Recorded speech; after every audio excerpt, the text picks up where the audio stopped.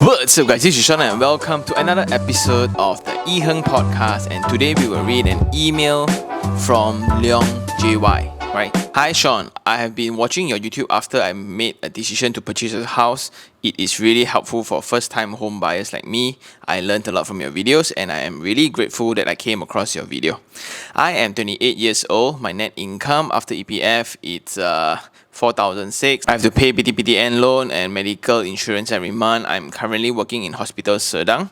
You have mentioned that we should not be too emotional and should make more visits to sales gallery before deciding on a home purchase. Therefore, I have viewed quite a number of projects such as Residence South by Tropicana, Paisley by Tropicana, Mbayu, Berkeley Uptown by Paramount, Sunway Avila, Koi Prima by Mastron, Seruang by EcoWorld, Emberton Greens, The Cruise Residence, Setia City Residence, and 10 Kinrara.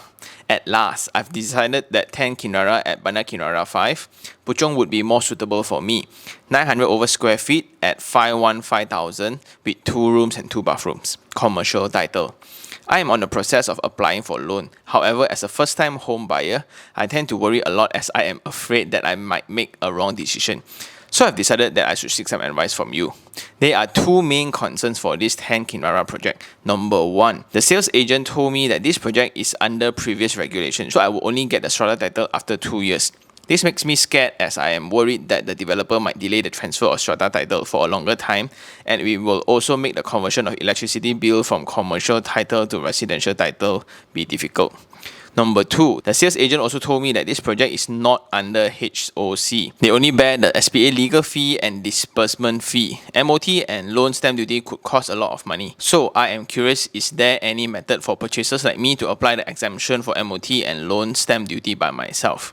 I really appreciate that if you could give me more advice on these 2 questions. I am sorry if my email is too long and wasting your time. At last, congrats on becoming a new landlord for your little junior. Okay, so JY, thank you so much for the email and I really appreciate it. So just to sum up the question again, a young medical field person, I think just because you work in hospital, right?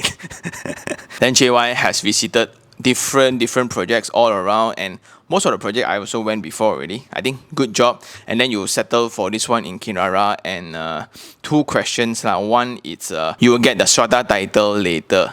Is it a concern? Number 2, it's MOT. So is there any ways to go about it? So for question number 1, right, just for context, last time when all high-rise was still governed under the Strata Title Act, right, the STA, which is like 1960 something, the law was passed, right? There was a lot of problem with high-rises, which means there are properties where there's no CF. Last time it's CF, now it's actually called CCC. CF means Certificate of Fitness. So it means that the building, right, you can actually go in. But after that, due to some complication of operation things, right, no one wants to submit the drawing and apply for it. Then they shift the responsibility to a different person. Now it's called CCC, which is Certificate of Completion and Compliance. So with this CCC only, the developers get to VP the product. It means when I get this cert, it proves the building is safe for occupancy.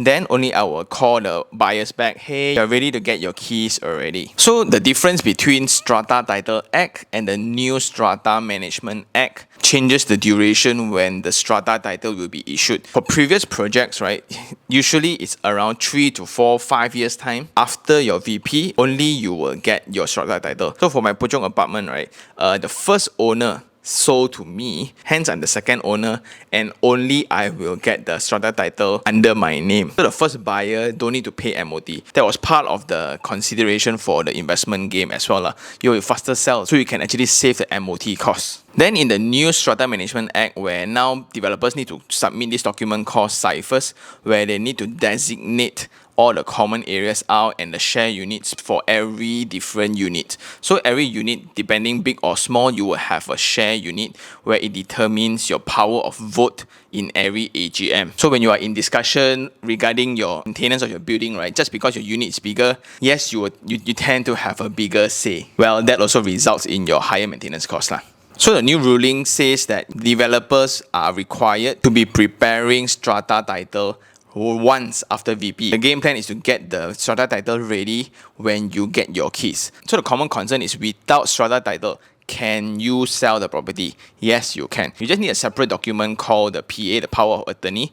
It means the consent from the developer to do the transaction. For example, I now want to buy your unit, so you want to sell to me lah. So I'll appoint a lawyer to deal with your lawyer, and they will get the consent just to inform the developer that, hey, this particular unit in this master title will be transferred in terms of ownership to this fella. Before strata title is gazetted, it's called a master title. Wow, today sound like a lecture. So by having a strata title, right, the only benefit that you will have, it's a faster process.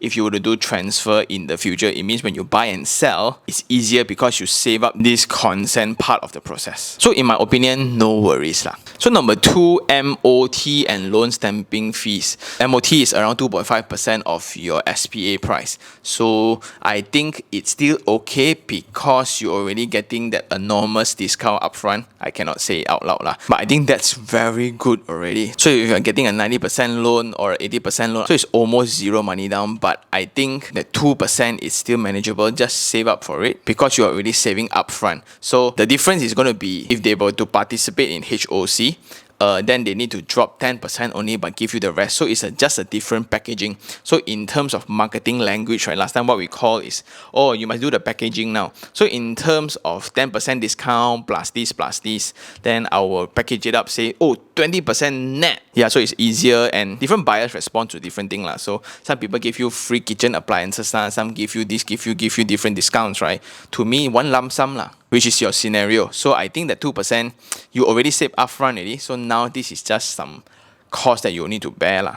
And for loan stamp duty wise, I think you can speak to your loan banker to actually put this cost into your loan application as well. So that one, no worries lah, and it's not a lot of money lah. So the MOT is a bigger chunk of cost in comparison to the loan stamp duty. So I think JY, you demonstrated the perfect example of what I hope everyone watching will do, which is to make informed decisions and to take calculated risks. So I think after visiting all these different projects that you have mentioned, right, you are so immune to sales pitch already. That puts you in the right mindset to rationalize every single element of the property. And I am so happy for you.